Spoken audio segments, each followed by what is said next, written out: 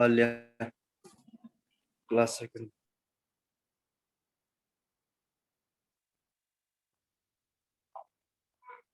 Hello everyone, कैसे हो आप सब? बढ़िया बढ़िया मैम। हाय आलिया। मैम फीवर कैसा है? हाँ क्या बोल रहे हो? मैं कह रही हूँ फीवर कैसा है आपका अब? मैं बहुत बीमार हो गई हूँ, पता भी नहीं चलता कैसे हुआ फीवर। रात को हुआ था। दवाई ले लिया आपने? हाँ जी, 5 बजे जाना है डॉक्टर के पास। बेटा ध्यान रखो अपना, ठीक है? लेट जाओ आराम से आप, ठीक है? लेट के आप ज्वाइन कर सकते हो।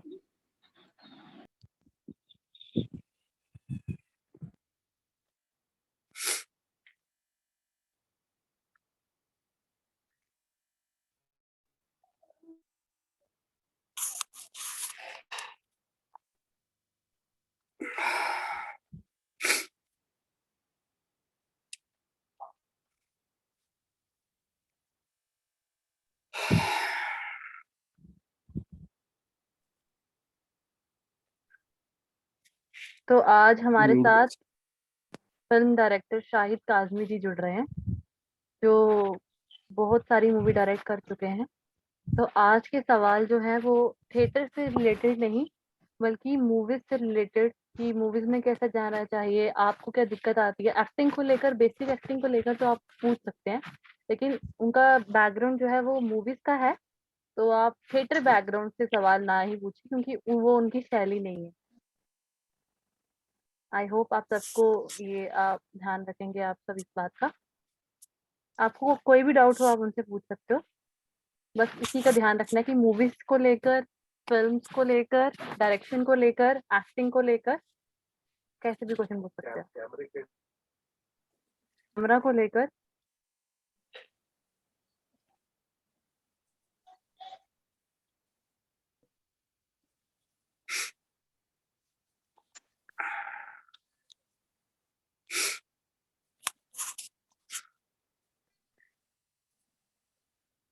हेलो।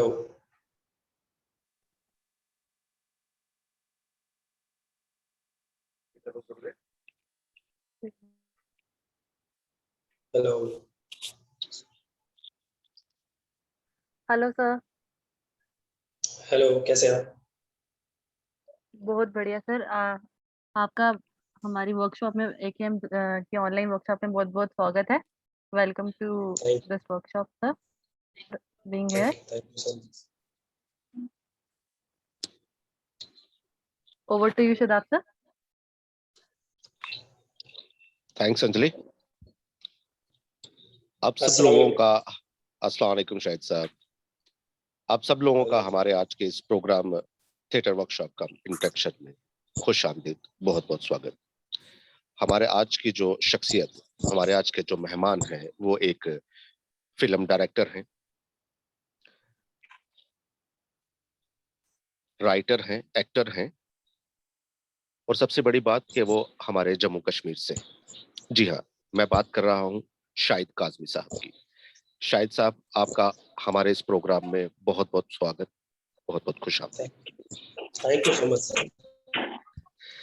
अगर शाहिद साहब की बात करें तो शाहिद साहब के अभी तक जो फिल्म डायरेक्ट्स की हैं और जो एज एन एक्टर काम किया है, मैं एक बार आपको बताना चाहूंगा। 2013 में जम्मू कश्मीर की first Hindi film Damini, the victim, 2013 में आई थी। शाहिद साहब की वो पहली फिल्म थी एज एन डायरेक्टर। उसके बाद पेंडिंग लव प्राइम फ्लेक्स पे अभी आप देख सकते हैं, शादी के पता से प्राइम फ्लेक्स पे अभी आप देख सकते हैं, लतीफ तो लादिन देख सकते हैं सॉरी, प्राइम फ्लेक्स पे, सबने बना दी जोड़ी आप देख सकते हैं प्राइम फ्लेक्स पे। उसके बाद वेब सीरीज की अगर बात करें तो the final night, 92 horse, 92 horse web series की अगर बात करें तो film fair OTT 4 nomination award इस फिल्म को मिले थे। उसके बाद बात करें पेंडिंग लव की तो पेंडिंग लव में भी फिल्म फेयर अवार्ड में एक नॉमिनेशन इस फिल्म को मिला था। और बात करें एज एन एक्टर की, तो अभी ही शायद इसी मंथ एक रिलीज हुई है फिल्म, शिमारोमी पे देख सकते हैं आप उसे, साइड ए साइड बी, उसमें एज एन एक्टर शाहिद साहब ने काम किया है। शाहिद साहब, मैं आपसे मेरा आपसे पहला सवाल ये रहेगा कि शाहिद साहब, मेरी आवाज आपको आ रही है? बिल्कुल आ रही है जी। शाहिद साहब, आप जम्मू कश्मीर से हैं। जम्मू से कम 250-300 किलोमीटर दूर सुरनकोट, जी। उस बॉर्डर एरिया पीच पंचाल से आप हैं। इतने दूर से निकल के बॉलीवुड का सफर कैसे आपने तय किया? सर थोड़ी सी तो लॉन्ग स्टोरी है, बट मेरा ये मानना है कि अगर आप अपने अंदर हौसला रखते हैं, विश्वास रखते हैं अपने, अगर आप कहते हैं कि सपना अगर देखोगे नहीं तो पूरा कैसे करोगे, तो वो देखते हैं अगर आप सपने और उनके वो पूरा करने के जद्दोजहद में लगते हैं तो इंशाल्लाह सब पूरा होता ही है। आपकी डेडिकेशन बड़ी ज़रूरी है। हर एक इंसान एक्टर बन सकता है, हर एक इंसान एक्टर बन सकता है, ये मेरा पॉइंट ऑफ व्यू है। हर एक इंसान सिंगर बन सकता है, राइटर बन सकता है, क्योंकि ये सारी चीज़ें इंसान जब पैदा होता है साथ लेके नहीं आता, ये जस्ट सीखने वाली बात होती है। हम लोग पुंछ में जब थे सुरनकोट में 90s के टाइम में, तो उस टाइम पे लेट 90s में हम 98 में हम शिफ्ट हुए थे जम्मू में, हमारी फैमिली शिफ्ट हुई थी।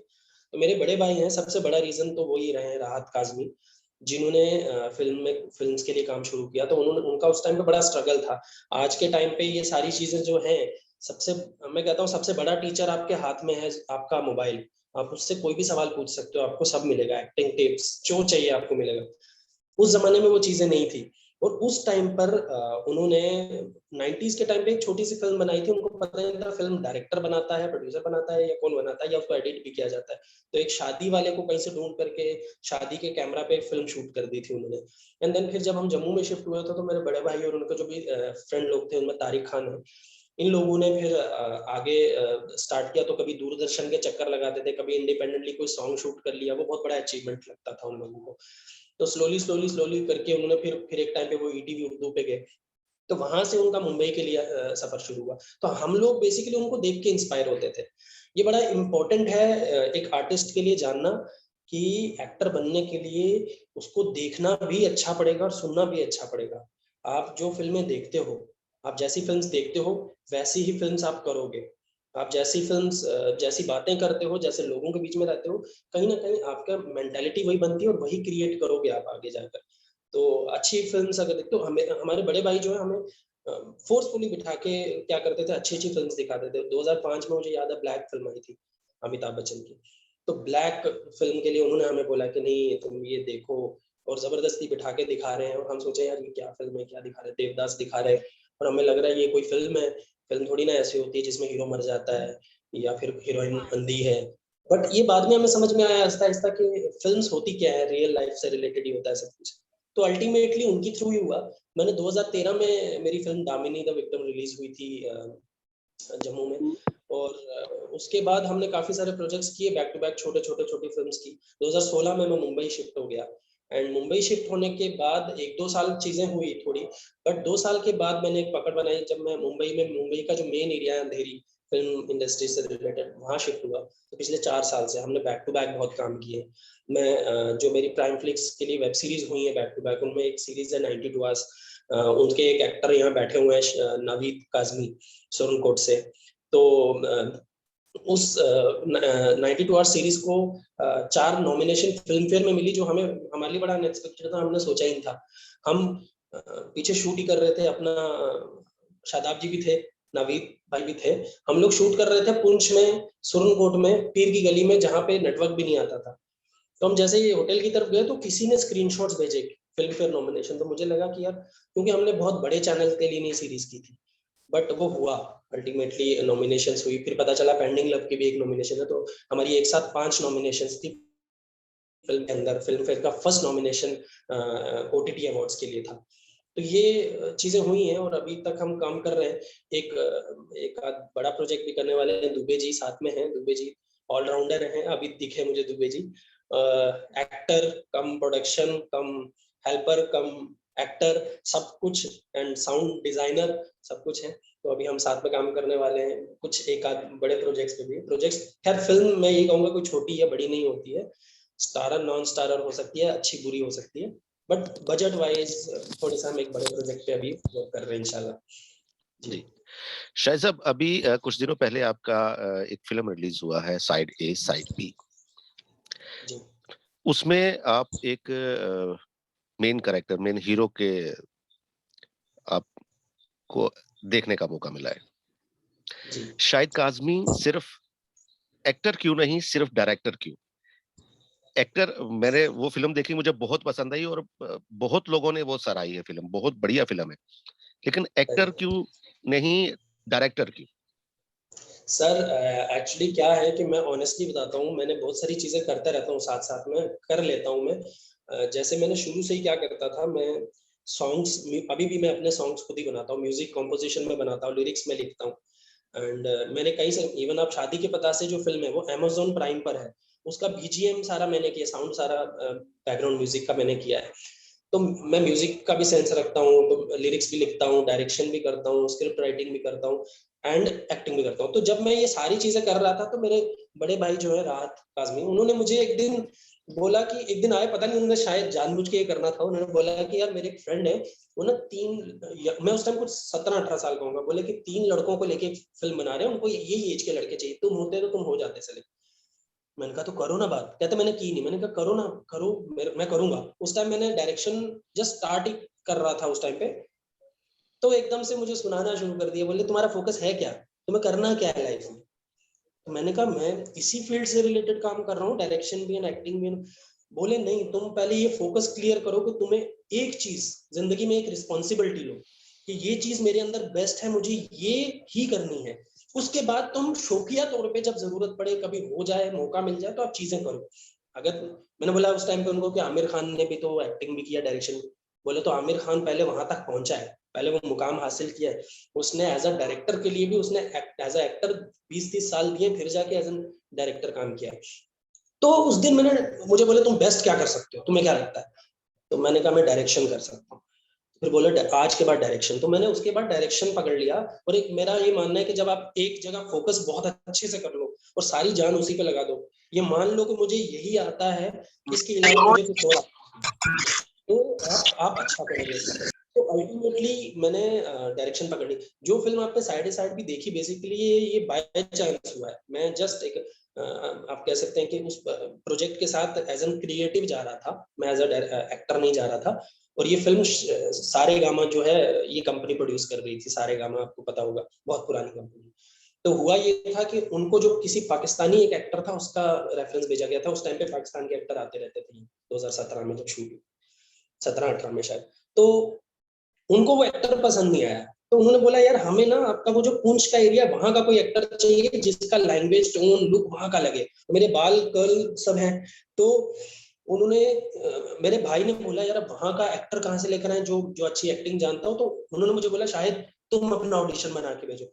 मैंने कहा मैंने कहा एक काम करता हूँ, मैं अपना नहीं, मैं अपने जितने भी ग्रुप के लड़के सबका बनाता हूँ। कहते हूँ सबका बनाओ, अपना भी बनाओ। तो मैंने सबका ऑडिशन रिकॉर्ड कर लिया, अपना भी रिकॉर्ड कर लिया। बाय चांस मुझे ही उन्होंने सेलेक्ट कर लिया उस मेन लीड कैरेक्टर के लिए। तो वहां से वो फिल्म मैंने कर ली। मुझे 2 दिन पहले पता चला जिस फिल्म पे मैं एज एन एक क्रिएटिव टीम की तरफ से जा रहा था, मुझे वहां पे one of the lead character करना है। तो ये 2 दिन पहले तक मैंने स्क्रिप्ट नहीं पढ़ी हुई है, सब लोगों ने पढ़ी हुई है काफी देर से। तो वो बाय चांस हो गया था अदरवाइज। और एक और फिल्म मैंने की थी पेंडिंग लव, तो वो भी बाय चांस हुआ था। हम बाय चांस वो एक्टर को कहीं जाना पड़ा और वहां पे उस जगह पे उस पर्टिकुलर कैरेक्टर को करने के लिए हर कोई नहीं आ सकता था इजीली, एक बेस्ट ऑप्शन नहीं, मतलब सबने मुझे पुश किया, आप करो आप करो आप करो, आप अच्छा करो। तो मैंने वो कर लिया। तो ये दोनों फिल्म्स बाय चांस हुई है। मेरा ये मानना है कि मैं डायरेक्शन तो करता हूँ, मेरा फर्स्ट लव है। मैं अगर एक्टिंग करूंगा तो देखो मैं डायरेक्शन कर ही रहा हूँ उस फिल्म में, मेरा नाम उसके साथ जुड़ा ही है, मेरी क्रिएटिविटी, मेरा विजन उसके अंदर है ही है। बट मैं एक्टिंग करूंगा तो एक तो क्या 2 जगह फोकस हो जाता है, दूसरा ये हो जाएगा कि मैं किसी एक और डिजर्विंग का काम छीन लूंगा। जो मैं नहीं करूंगा किसी को तो मिलेगा, और वो एक्टर होगा और उसके पास सिर्फ एक्टिंग है, वो एक्टिंग ही करेगा, वो कुछ और तो नहीं करने वाला। तो एटलीस्ट मेरे ना करने से किसी को तो काम मिलेगा। तो ये एक बहुत बड़ा रीजन है, मैं इसलिए भी सिर्फ डायरेक्शन करता हूँ। जी शाहिद साहब, हम तो बात करते रहेंगे। इससे पहले मैं चाह रहा हूं कि कुछ जो हमारे साथ लोग जुड़े हुए हैं, जो आर्टिस्ट जुड़े हुए हैं, उनके भी सवाल ले लिए जाए। तो कौन सवाल करना चाह रहे हैं शाहिद साहब से? आप मुझे नाम बता देना क्योंकि ये म्यूट है इनकी माइक। वो अपना सर रेफरेंस मेरा खुद एक देंगे। क्वेश्चन है सर। हाँ, अपना नाम बताएं, रेफरेंस दे, अपना नाम बताएं, आप कहाँ से हैं और सवाल सर करें। मेरा नाम रोहित कुमार है और मैं रियासी से ही हूँ बेसिकली, शादाब सर के साथ एक कैंप में। सर मेरा एक छोटा सा क्वेश्चन है कि आपके ओपिनियन से सबसे मोस्ट इम्पोर्टेंट क्वालिटी क्या होनी चाहिए एक फिल्म डायरेक्टर के लिए? फिल्म डायरेक्टर के लिए मैं बस आपको ढूंढने की कोशिश कर रहा हूँ। रोहित जी, रोहित नाम सही है आपका? सर रुद्र लिखा हुआ है मैंने। हाँ, रुद्र लिखा हुआ है, RUDR। रुद्रा लिखा है आपने, रुद्रा। हाँ, अभी मैंने देख लिया। अच्छा, एक बार फिर से आप सवाल करिए। सर आपके ओपिनियन से एक सबसे ज्यादा इम्पोर्टेंट क्वालिटी क्या होनी चाहिए एक फिल्म डायरेक्टर में सर? जी, अच्छा, मैं सबसे पहले नमस्ते करना चाहूंगा। सुरेंद्र गोयल जी यहाँ पे, सॉरी मैंने देखा नहीं था सर। नमस्ते, हमारे सीनियर हैं तो मुझे आवाज आपकी आएगी नहीं। ओके, तो आपका था कि सबसे इम्पोर्टेंट चीज क्या है सर? ऐसा है कि फिल्म मेकिंग के लिए कोई कोई परफेक्ट थ्योरी तो नहीं है, ऑनेस्टली बताऊं। बस इतना है कि आप जो चीज करो उसको कन्विक्शन के साथ करो। आप कोई भी जॉनर में जब काम करने जाते हो, जैसे कि आपको पता है कि कॉमेडी है तो कॉमेडी में भी जॉनर्स होते हैं। एक होता है बिल्कुल रोहित शेट्टी वाला out and out commercial logicless, एक होता है आमिर खान वाला, जैसे सीक्रेट सुपरस्टार है, या कॉमेडी में देखो तो पिगली लाइव है। तो आपको, आप किसी भी जॉनर में जब फिल्म करने जाते हो, आपके लॉजिक्स क्लियर होने चाहिए। कोई भी सीन के पीछे जो लॉजिक्स हैं, यार ये अगर हो रहा है तो कैसे हो रहा है, ऐसा थोड़ी होता है। मतलब कई बार क्या होता है कि जैसे हम कोई सीन दिखाते हैं, मैं आपको एक सीन बताता हूँ। एक सीन था जिसमें हम शूट कर रहे थे कश्मीर में, मेरे भाई की फिल्म थी, और वहां पे उनको STF ने पकड़ा हुआ है। एक लड़की है, 2 लड़के हैं। तो लड़की ना उन पे वो चिल्लाती है कि क्या समझ के रखा है आपने ये वो। तो उसको कुछ पॉइंट वहां पे क्लियर करना है, कुछ पॉइंट तो बोलना है। जो डायरेक्टर चाहता है कि वो पॉइंट आना चाहिए, बट उसको लेके 2-2.5 घंटे मीटिंग्स की। सौरभ शुक्ला जी ने बोला कि भाई जो भी है, हम STF वाले हैं, हमने इनको पकड़ा है ऐसी जगह पे, और ये कोई लीगल नहीं पकड़ा गया है, उठा लिया गया है बस, तो किसी को पता भी नहीं है कहाँ पे। ये हम पे ऐसे चिल्ला के तो नहीं बात कर सकती है। तो वहां पे डिस्कशन हुआ कि इस पॉइंट को किस तरीके से क्लियर किया जाए। वो बोले कि सर आप ऐसा नहीं कर सकते, मैं एक जर्नलिस्ट हूँ। तो सडनली वो टोन बदला, एक सर ऐड हुआ, तो सारी चीज बदल गई, और वो जेन्युइन लगने लग गया कि यार आप बात तो कर सकते हो ना कम से कम। तो आपको कहानी, और दूसरी चीज है कि आपका विजन। आप फिल्म्स के लिए हमेशा क्या होता है कि आमिर खान ने बोला था कि राइटिंग पार्ट को इंपॉर्टेंस नहीं देते, तो राइटिंग पार्ट बहुत इंपॉर्टेंट होता है। एक डायरेक्टर को ये पता होना चाहिए, अगर डायरेक्टर करेक्ट है तो सारी फिल्म अच्छी बनेगी, क्योंकि डायरेक्टर सब कुछ चूज करेगा। वो अच्छा एक्टर चूज करेगा, चाहे वो कोई भी एक्टर हो, वो थिएटर से हो या वो फिर कोई फेमस एक्टर हो। वो अच्छा आर्ट डायरेक्टर चूज करेगा, वो अच्छा DOP चूज करेगा, अच्छी लाइटिंग करवाएगा। तो कन्विक्शन क्या होता है जब फिल्म होती है? फिल्म कभी भी एक चीज से बन ही नहीं सकती है, अकेले हो ही नहीं सकती है। मैं अकेला नहीं बना सकता फिल्म, मेरा विजन में लेकर आऊंगा। मेरा DOP अच्छा नहीं होगा, वो अच्छी लाइटिंग नहीं करेगा, तो लाइटिंग की सेंस होती है, क्या सोर्स है, किस जमाने का टाइम बताया है, उस हिसाब से कौन सी लाइटिंग होनी चाहिए। और वो लाइटिंग फिर सिनेमैटिकली भी करेक्ट लगनी चाहिए, बर्न नहीं करना चाहिए, खराब नहीं लगना चाहिए, कलर्स के हिसाब से भी अच्छा लगना चाहिए। देन फिर आपकी लाइटिंग भी तभी होगी जब आपकी लोकेशन करेक्ट होगी। अगर आपकी लोकेशन अच्छी नहीं है तो लाइटिंग भी अच्छी नहीं होगी, जो मर्जी कर लो। फिर लोकेशन अच्छी है, लाइटिंग अच्छी है, आपका कॉस्ट्यूम गड़बड़ है तो भी प्रॉब्लम हो जाएगा।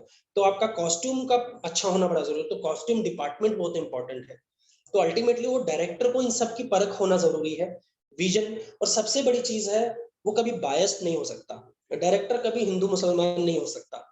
वो उसकी माइंड सबकी तरफ से चलना चाहिए। जब उसको लगे कि एक मुसलमान हिंदू के लिए बोल रहा है गलत, तो वहां भी बोलना चाहिए। जब लग रहा है कि हिंदू मुस्लिम के लिए, तो कोई भी किसी के लिए जब रॉन्ग वर्ड यूज कर रहा है, वहां पे एकदम से रिबेलियन होना चाहिए, एकदम से जवाब देना चाहिए कि यार ये चीज, भले मैं इस धर्म से बिलोंग करता हूँ, बट ये चीज वहां नहीं है। और मेरे साथ ऐसे बड़े इंसिडेंट्स हुए हैं, तो जहाँ पे मैंने एकदम से जवाब दिया दूसरे धर्म के लिए कि यार ऐसा नहीं है, तुम ये कौन सी बात हुई, ये तो मैंने देखा ही नहीं ऐसा कभी, मैंने तो वहां पे ऐसी चीज देखी है, यहाँ पे भी तो ऐसी चीजें होती हैं।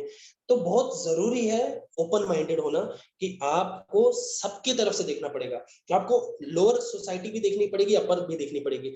आप ये नहीं कर सकते कि यार ये छोटा क्लास है यार, इन लोगों के साथ नहीं बात कर सकते। मैं आपको ये बात बताता हूँ, ऑब्जर्वेशन जो एक्टर को भी ऑब्जर्व करना होता है एज एन एक्टर, जब आप काम करने जाते हो तो आपको ऑब्जर्व करना आना चाहिए। मींस आप लाइफ में बहुत सारे कैरेक्टर्स देखते हो, कभी कभी बहुत अजीब कैरेक्टर, आप कई बार इंसान ना होता है कि यार क्या है ये आदमी, बट आप उसको उल्टा ऑब्जर्व करो, यार ये डिफरेंट कैरेक्टर है, कभी मैं इसको यूज कर सकता हूँ। गोविंदा ने यही किया है अपनी लाइफ में। बहुत सारे कैरेक्टर्स हैं। कूली नंबर 1 का एक बार आप इंटरव्यू देख सकते हो। कूली नंबर 1 का इनका जब था तो इन्होंने उस टाइम पे, उस जमाने में क्या होता था, ज्यादा प्रिपरेशन नहीं होती थी कि पहले से ही पूरी स्क्रिप्ट मिल गई, सब तैयारी होगी, ऑन सेट आपको स्क्रिप्ट मिलती थी। तो गोविंदा ने जब वहां पढ़ा तो बोला यार ये सेम कॉमेडी हो रही है जो कादिर खान, शक्ति कपूर और गोविंदा हर बार करते हैं, तो इसमें मैं अलग क्या करूं। तो जब उनको पता चला कि उनको डबल रोल प्ले करना है और जो दूसरा भाई है वो कूली है, तो उन्होंने उसका टोन बदल दिया। तो वो जब बात करता था उसका बोलने का तरीका अलग था, जो आपने देखा होगा कि क्या कर रहा है, ये क्या बोल रहा है, तो वो बोला जो टोन था वो उसने कहीं पे देखा था किसी बस में, और उसने वो हमेशा याद रखा था कि मैं कभी इसको यूज करूंगा। आपने नोटिस किया होगा, तो वो कैरेक्टर डिफरेंट हो गया। तो वैसे ही जो डायरेक्टर है, डायरेक्टर को हर सोसाइटी को, मेरी हमारी जो बिल्डिंग है, एक साइड बिल्डिंग्स है और एक साइड मुंबई में क्या चॉल्स होती है, चौले होती है, छोटे छोटे घर होते हैं। हमारे सामने हर रोज नीचे जो शॉप है वहां पे आए दिन झगड़ा होता है, हम बड़ा मजा लेते हैं देख के, उनका रोज का है, बट हम इसलिए मजा लेते हैं क्योंकि हमारे लिए सिर्फ एंटरटेनमेंट की बात नहीं है, ये हमें करना पड़ेगा। अब जो जोया अख्तर ने फिल्म बनाई थी गली बॉय, तो जाना पड़ा, देखना पड़ा वो सारी, तो हम पहले से ही देख रहे हैं, वो लर्निंग चल रही है। तो लाइफ में आप चलो सब्जी वाले के पास जाओ, कभी उससे बात कर लो, देखो वो बात क्या करता है, उसका पॉइंट ऑफ व्यू जानो। अच्छा ये इंडिया पाकिस्तान का मैच देख रहे हो आप, अच्छा वो सीरियल आता है वो देख रहे हो, अच्छा आपको पता है वेब सीरीज क्या होती है, अच्छा आप किसी भी चीज को लेके उनसे सवाल करो, उनका पॉइंट ऑफ व्यू जानो। मैं ऑटो नॉर्मली क्या हम अपनी गाड़ियों में ट्रैवल करते हैं, बट कभी मौका मिल जाए ऑटो में बैठते हैं तो मैं ऑटो वाले से डिस्कशन शुरू कर देता हूँ, भाई कहाँ रहते हो, अच्छा दिन में कितना कमाते हो आप लोग, अच्छा क्या है ये मोदी का क्या है, ये अभी कैसा चल रहा है, बोले हमने तो वोट दिया था, ये हो गया वो हो गया, अच्छा वो सरकार कैसे कर रही है, अच्छा वो दिल्ली में केजरीवाल का कैसा चल रहा है, अच्छा वो बताता है अरे मेरी अम्मा का जो इलाज है 13 लाख रुपए का वो दिल्ली में फ्री में हुआ है, वो अरविंद केजरीवाल ने किया है। मगर जब मैंने अम्मा को बोला वोट कहाँ देने जा रहे हो, बोली मोदी को देने जा रहे हो, तो वो माइंडसेट लोगों का समझ में आना शुरू हो जाता है आपको। तो ऑब्जर्वेशन बहुत इंपॉर्टेंट है, आप डिस्कशंस करो, इवन डिस्कशंस बहुत इंपॉर्टेंट, कई बार लोग डिस्कशन से भागते हैं, डिस्कशंस बहुत इंपॉर्टेंट है। हम जब मिलते हैं 4 लोग, आप हर इश्यू पे डिस्कस करो, as an actor as an director. आप 4 लोग बैठते हो, आप कभी कोई इश्यू पे बात करना शुरू कर दो, कश्मीर इश्यू पे बात कर दो, आप किसी भी चीज पे कर सकते हो, ओपन माइंडेड, हेल्दी, इसको हेल्दी डिस्कशन बोलते हैं। डिस्कशन करना अगर आता है तो उसमें मेन पॉइंट क्या होता है, पहले जो चाहे आपको लगे आगे वाला बंदा 10 बातें खराब बोल रहा है, आपको सुनते रहना, जी जी, जब हो जाए आपका हो गया मैं बोलूं, क्योंकि जब फिर आप बोलोगे उसको सुनना है। तो इस तरह से हेल्दी डिस्कशंस होती है। उन डिस्कशन से होता क्या है कि जो आपके साथ 4 लोग बैठे हो तो उनका पूरा माइंडसेट आपको समझ में आ जाता है, वो आप ऑब्जर्व कर लेते हो। तो जब आप फिल्म मेकिंग करने जाते हो या आप एज एन एक्टर काम करने जाते हो तो वो माइंडसेट आपको पता होता है। आप पुलिस वालों से मिलते हो, पुलिस वालों से बातें करो, छोटे पुलिस वाले से भी बात करो, ऑफिसर से भी बात करो, आपको अलग अलग पॉइंट ऑफ व्यूज मिलेंगे उनके। फिर उसके बाद आप जब एक्टिंग करने जाओगे और बाय चांस आपको पुलिस वाले का कैरेक्टर मिल गया ना, तो आपको पता होगा वो क्या सोचता है, तो वो सोच आपको समझ में आ जाएगी। तो डायरेक्टर को भी यही है कि उसको बहुत ब्रॉड माइंडेड होना पड़ेगा। डायरेक्टर बनना है तो भाई आपको सब तरफ देखना है और सब तरीके से देखना है। आपको देखना है कि ये चीज भी सोसाइटी का सच है और ये भी है। जैसे मंटो जब कहानियां लिखते थे तो बहुत बोल्ड कहानियां लिखते थे, तो उनपे केस हुआ था, तो उस टाइम पे भी उन्होंने बोला था कि मतलब मैं तो कहानियां वो लिखता हूँ जो मेरे आसपास की सोसाइटी में घटती हैं, मैं उनसे ही इंस्पायर होकर लिखता हूँ। तो या तो ये मान लो कि हमारा सोसाइटी जो हमारा जो समाज है वो नाकाबिले बर्दाश्त है, हम वो एक्सेप्टेबल नहीं है। तो अल्टीमेटली ये ऑब्जर्वेशन, ब्रॉड माइंडेड होना, सबको समझना, सबको एक जैसा समझना बड़ा जरूरी है। एंड गैप्स भी समझना कि कौन सा गैप कहाँ तक का है किस इंसान का। तो डायरेक्टर जो होता है ओवरऑल विजन से वो क्लियर होता है। और दूसरी चीज है अपने ऊपर कॉन्फिडेंस भी होना कि अगर मैं कुछ करने जा रहा हूँ, मेरी कोई स्क्रिप्ट है, मेरा कोई कॉन्सेप्ट है, आप कभी भी 10-15 लोगों को सुनाओगे तो 15 लोग अलग अलग व्यूज ही देंगे। देखो आप अच्छे खासे डायरेक्टर्स भी चूज करके ले आओ, एक तरफ करण जौहर को बिठा दो, एक तरफ इम्तियाज अली को बिठा दो, एक तरफ 2-3 अलग अलग अनुराग बासु को बिठा दो। जब आप उनको कोई एक कहानी सुनाओगे तो वो जब अगले दिन आपसे मिलने के लिए आएंगे उस कहानी को डेवलप करके, तो उनका और उनका तीनों का तरीका ही अलग होगा। उनके पॉइंट ऑफ व्यू से वो सही है, उनके से वो सही है, उनके से वो सही है। आपको देखना है आपको किस पॉइंट ऑफ व्यू से चलना है। डायरेक्टर को ये पता होता है कि मैं किस ऑडियंस के लिए चीज बना रहा हूँ। मैं वेब के लिए बना रहा हूँ, that means all over the world. अगर मैं थिएटर के लिए बना रहा हूँ, इंडिया के लिए बना रहा हूँ, तो कौन से एरियाज में हम ज्यादा रिलीज करने वाले हैं। तो उसके अकॉर्डिंग तो ये समझ होना बेसिकली हर तरफ की कि कहाँ क्या बात करनी है। एक वर्सेटाइल इंसान होना जरूरी है डायरेक्टर, एक्टर को भी होना जरूरी है, बट डायरेक्टर के लिए तो ये हो गया ना कि कैप्टन ऑफ द शिप है, तो सब कुछ समझना जरूरी है। तो विजन की क्लैरिटी, आपकी सोच, विजन ही सब कुछ है। ये शूट वूट कोई भी कर लेता है, आपके पास बनी बनाई स्क्रिप्ट आके शूट कर दिया, वैसा जो प्री वर्क होता है शूटिंग से पहले, जो हम कॉस्ट्यूम वर्क करते हैं, अंगूठी भी पहनाई है तो ये अंगूठी इस कैरेक्टर के लिए होनी चाहिए कि नहीं होनी चाहिए। जैसे अभी हम जो एक प्रोजेक्ट करने वाले वो एक पीरियड है, जैसे आप बाहुबली देखते थे उस टाइप का है। अब उसमें क्या है, एक एक रिंग, एक एक पाँव में पहनने वाली चीज, और माथे पे कौन सा टीका लगना चाहिए, और उनका लैंग्वेज कौन सा होना चाहिए, दो अलग अलग है, एक राजपूत है एक पठान है, उनकी वो सारी चीजें का समझ, तो वो शुरू से प्री वर्क का नॉलेज होता है इन लोगों को, तो इसलिए ओवरऑल क्लैरिटी। जी अगला सवाल सर मेरा है, हेलो सर, शाहिद सर। हाय सुमी। सर सुमी हूँ मैं, सुमी सचदेव। सर थोड़ा ऊंचा बोलो, आवाज कम आ रही है। हाँ शाहिद सर, सुमी हूँ मैं, रियासी से ही हूँ, शादाब सर के साथ ही काम करते हैं हम। एक सर, एक्टिंग फील्ड में एक न्यू कमर के लिए इम्प्रेसिव प्रोफाइल मेकिंग और ऑडिशन वीडियो के कुछ टिप्स चाहिए सर। ओके, तो प्रोफाइल मेकिंग, एक तो चीज ये होती है कि आप एक्टर हो तो आप ना थोड़े से ऑलराउंडर हो जाओ। आप बाइक चलाना जानते हो सुमी? तो बाइक चलाना यस सर। ठीक है, गाड़ी चलाना आपको आना चाहिए, बाइक चलाना आपको आना चाहिए, स्विमिंग पूल स्विम करना आपको आना चाहिए, एक्शन से रिलेटेड प्रैक्टिस करो कहीं ना कहीं जो मिलता है टाइक्वांडो, क्योंकि ये सारी चीज पार्ट है एक्टिंग का। इसके अलावा अच्छी किताबें पढ़ो। अगर किताबें पढ़ना कई लोगों को, मुझे बोरिंग लगता है, अगर आपको पढ़ना बोरिंग लगता है, अगर जिनको अच्छा लगता है वो अच्छे से पढ़ सकते हैं, उनको मजा आएगा, बट नहीं है तो आप उसके नॉवेल्स नहीं पढ़ सकते, देन आप यूट्यूब है, उसमें आपको एक्टिंग टिप्स को लेकर पता चलेगा। जो आप ऑडिशन वीडियोस भी बनाते हो, ट्राई करो, पहली चीज ये है कि आप कॉपी ना करो। आपका जब कॉपी हो जाता है, लाइफ में कभी भी कॉपी चलता नहीं है।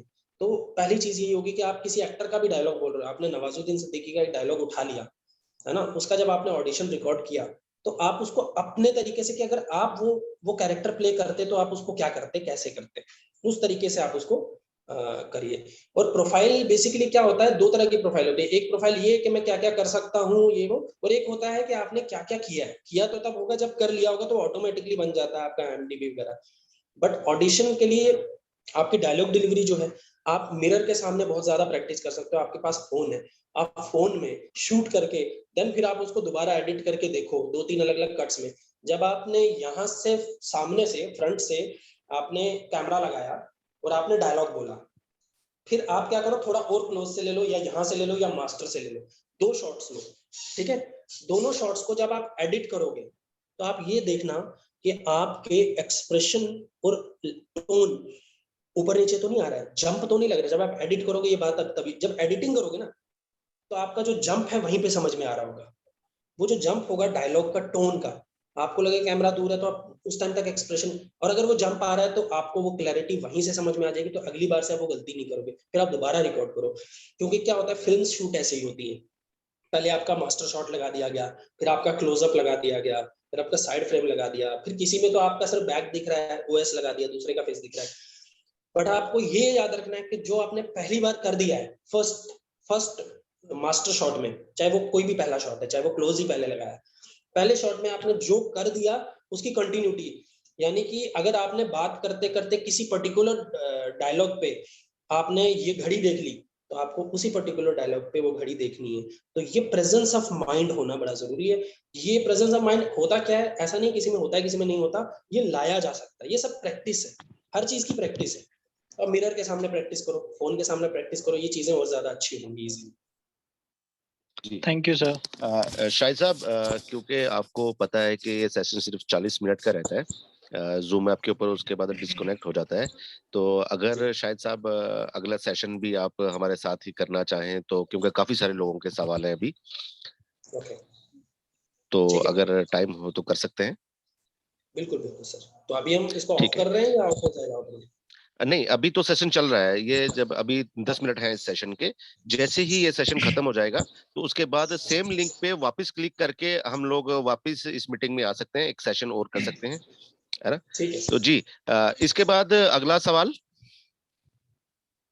हाँ जी सर, मेरा था दीपिका दीपिका राजपूत कठुआ से। जी दीपिका जी, पूछिए सवाल।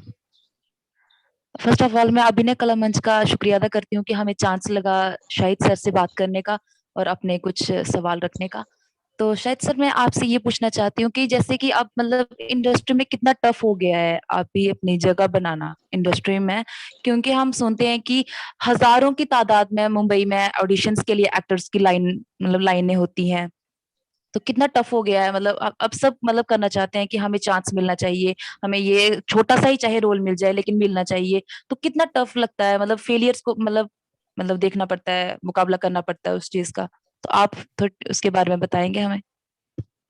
मैं आपको ऑनेस्टली चीजें बताऊंगा सारी कि हाँ हम जी। एक शूट कर रहे थे और हम एक एक्ट्रेस है माननी, आप माननी डे आप गूगल करेंगे तो आ जाएगा, क्रिश जैसी बड़ी बड़ी फिल्म की। आप जा रहे हैं सर? ठीक है, फिर बाकी फोन पे कर लेंगे। तो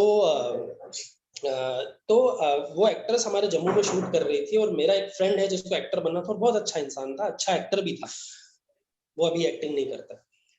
तो वो उसका बड़ा प्रॉब्लम्स रहते थे कि यार घर में झगड़ा होता है, मम्मी मारते हैं या गाली देते हैं, सब चीजें होती है। फिर वो एक दिन मुझे बोलता मुझे माननी जी से मिलना है शूट पे, तो मैं उसको मिला दिया। तो माननी जी से भी उसने यही बात की कि मेरे को एक्टिंग करनी, तो बट ये प्रॉब्लम है। तो माननी ने एक ही चीज बोली, कहते कि अगर शेर का जिगरा है तो इस फील्ड में आना, वरना मत आना। उन्होंने क्लियरली बोला कि यार आज भी हम बहुत अप्स एंड डाउन्स देखते हैं, एक्टर को स्मार्ट होना बहुत जरूरी है। देखिए इजी कुछ नहीं है, मैं आज उठ के बोलूं कि मुझे डॉक्टर बनना है तो मेरे लिए इम्पॉसिबल जैसा है, मेरे को इंजीनियर बनना है बहुत मुश्किल है। इवन के एक मजदूर जो मजदूरी करता है वो बोल दो हम एक दिन नहीं कर सकते, हम सब्जी नहीं बेच सकते, हम कपड़े नहीं बेच सकते, हम कुछ भी नहीं कर सकते, तो उनके पॉइंट ऑफ व्यू में हम नालायक हैं। तो हमें एक ही काम आता है, हमें वही करना पड़ेगा। तो अल्टीमेटली किसी भी लाइफ में हमेशा किसी भी एक प्रोफेशन में आपको प्रोफेशनल होना पड़ता है। और परफेक्ट तो बिल्कुल 100% कोई नहीं होता है, बट एक अच्छा हो सकते हो कि आप इस काम में अच्छे हो, तो वो आपको चूज करना पड़ता है। तो वैसे ही ये फील्ड भी थोड़ा डिफिकल्ट है। अब आप एक इंसान डॉक्टर बनने जाता है जब, तो पहले तो आप इतनी बड़ी एजुकेशन करते हो, फिर 5 साल का आप वो करते हो, फिर उसके बाद भी आप पास होते हो कि नहीं होते, ऐसी चीजें होती है ना। तो एक्टिंग में मेरे को ये बड़ा कई बार अजीब लगता है कि माँ बाप बोलते हैं अच्छा चल बेटा तेरे को 1 साल दे दिया, चल 2 साल दे दिया, उस 2 साल में वो उनका सपोर्ट नहीं देते हैं, उसको टेक्निकली सीखने के लिए नहीं भेजेंगे। ये आपके लिए खुशी की बात है, मेरे को पता नहीं था कि रियासी में भी इतने बड़े लेवल पे सब कुछ किया जा रहा है, सिखाया जा रहा है। मैं जब वहां पहुंचा मैंने कहा यार मुझे लगा था सिर्फ जम्मू में है और कश्मीर में, और कहीं होगा नहीं। तो ये खुशकिस्मती की बात है कि आपके पास घर बैठे हुए ये चीजें आ रही हैं। बट जी सर। ये चीजें मुंबई में आके अगर आप करते हो, एक्टिंग सीखते हो, तो बहुत रहना कॉस्टली होता है और सीखना भी कॉस्टली होता है, बहुत ज्यादा कॉस्टली होता है। तो फिर भी आपको ये भी नहीं पता होता कि सही इंस्टीट्यूट कौन सा और कौन सा नहीं है, चीजें ऐसी भी होती हैं। और बाकी सीखने वाला इंसान कहीं भी सीख सकता है, मुश्किल है, नामुमकिन किसी के लिए भी नहीं है। आप जितने भी लोग बैठे हुए हैं तो नामुमकिन किसी के लिए नहीं है। आज सबसे अच्छी बड़ी बात ये हो गई है कि अब सिर्फ फिल्में या सीरियल नहीं बनते, अब वेब का टाइम आया है, अब ओटीटी प्लेटफॉर्म्स आए हैं। और आप यकीन मानो, आप लोग वहां बैठे हो, आप कितना पता होगा, बट मुझे जो यहाँ पे पता है, मैं अभी भी एक चैनल में बैठा हूँ, चैनल के ऑफिस में हजारों चैनल खुल रहे हैं, हजारों चैनल। अब जो हजारों चैनल खुल रहे हैं वो एक एक चैनल को हजारों प्रोजेक्ट्स कर रहे हैं, सबको प्रोजेक्ट्स करने हैं, सबको कंटेंट चाहिए। तो जब वो हजारों प्रोजेक्ट्स कर रहे हैं तो उनको लाखों एक्टर भी चाहिए। तो बेसिकली काम है, ऐसा नहीं कि नहीं है, इस टाइम पे काम हो रहा है, हम भी बैक टू बैक काम कर रहे हैं। और थोड़ा मुश्किल है, मुश्किल टाइम सबसे ज्यादा इस वजह से आ गया है, ये जो कोरोना है इसकी वजह से बहुत सारे एक्टर हैं जो यहाँ से गए हैं, जो आहिस्ता आहिस्ता वापस आना शुरू हो रहे हैं। तो चीजें वो फेस लाइफ में आते हैं कई बार, साल 2 साल के लिए। हमेशा ये सोचना चाहिए कि ये भी जिंदगी का एक हिस्सा था, ये भी होना था, ये हो गया, चलो अब इससे आगे बढ़ते हैं। तो बाकी नामुमकिन नहीं है, अगर आप एक अच्छे एक्टर हो ना, तो आप सही टाइम पे सही जगह पहुंचना आपका जरूरी है, बस सही टाइम पे सही इंसान के पास पहुंचना जरूरी है, ये बहुत इंपॉर्टेंट है। अच्छे एक्टर बनो और एक डिसाइड करो, अगर आपकी उम्र आज 18 साल है, ये डिसाइड करो कि ठीक है आज नहीं, 22 साल की उम्र में, 23 साल की उम्र में मुझे वो टारगेट लेने होते हैं लाइफ में। मैंने भी टारगेट लिया था, जब मैं जम्मू में काम करता था, मैंने टारगेट लिया था कि यार मैं ना 2016 में शिफ्ट करूंगा। मैं 13 में, कुछ लोग बोलते हैं, मैंने कहा नहीं मैं 16 तक सीखूंगा, फिल्म्स बनाऊंगा जैसी भी बनेंगी सीखूंगा। 16 में मैं शिफ्ट हुआ था। तो वैसे ही आप टारगेट ले लो कि यार मैंने ये चीज करनी है, और ये मैं जो अभी हम लोग एक बहुत बड़ा प्रोजेक्ट करने जा रहे हैं, इसके लिए हमने 1-1.5 साल पहले टारगेट लिया था।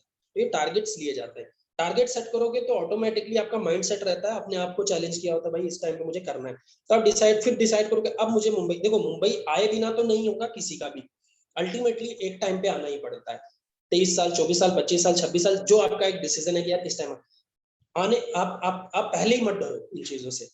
अगर आप टैलेंटेड हो 100% चीजें होंगी, डेडिकेशन थोड़ी है, थोड़ा सा दिल तो चाहिए यार। आप कोर्स करने चंडीगढ़ चले जाओगे 5 साल के लिए, तो मुंबई को 2 साल तो दो, सब हो जाएगा। बट इम्पॉसिबल कुछ नहीं है। ये जो ओटीटी प्लेटफॉर्म्स हैं आज की डेट में, आप यहाँ के कास्टिंग डायरेक्टर्स, कास्टिंग एजेंसीज में कनेक्ट हो जाओ, चैनल्स टू चैनल आप घूमो, मिलो, डायरेक्टर्स से मिलो, आजकल सब कुछ है, इंस्टाग्राम है, सब कुछ है, मेल्स हैं, आप 100% अगर अच्छे एक्टर हो आपको बुलाया जाएगा जब उसी तरह के कैरेक्टर की जरूरत होगी।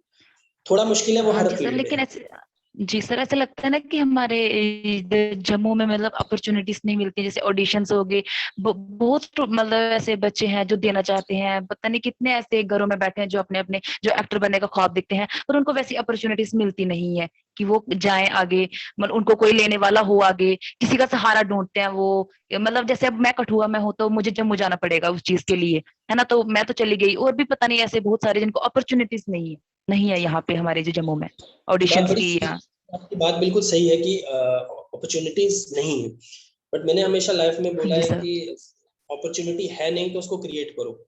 आज आपके पास यूट्यूब है, आपके पास अच्छे फोन हैं, कैमरास भी आजकल मिल ही जाते हैं, आप लोग चाहो तो अगर आपको वहीं रह के कुछ करना है तो कितने लोग हैं जो यूट्यूब पे उन्होंने बहुत सारे सब्सक्राइबर्स बना लिए हैं और अच्छा काम कर रहे हैं और यूट्यूब भी पे करता है।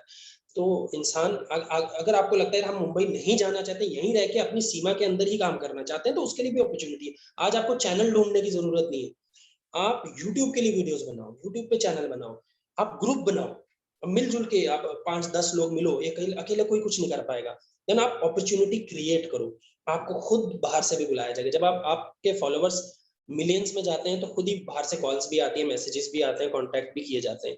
बाकी ये बात है कि जम्मू में अपॉर्चुनिटीज जम्मू कश्मीर में ऑब्वियसली नहीं है, ना के बराबर है। यही रीजन है कि मेरे को भी मुंबई मूव करना पड़ा। आप सोचो कि हम मुंबई में ऐसी जगहों पे रहते हैं जहाँ सिर्फ बंद घर है, कोई जानता नहीं किसी को, हम मजबूरी में रहते हैं इन जगहों पे। जम्मू कश्मीर जैसी जगह पे हम जब आते हैं तो ऐसा लगता है अब हम आजाद हुए जेल से और सांस ले रहे हैं खुले में, इतनी खूबसूरत जगह। बट कहते हैं ना जिंदगी में हर चीज नहीं मिलती, कुछ पाने के लिए कुछ खोना पड़ता है। तो अब ये है हमारे, ये इसी तरह का बन चुका है कि काम है तो मुंबई है, तो आपको मुंबई आना ही पड़ेगा। अदरवाइज आप अगर यूट्यूब लेवल और उस तरह से काम करना चाहते हो तो वो आप कर ही सकते हो, वो आपके हाथ में, वो आपके टैलेंट के ऊपर है, चीज अच्छी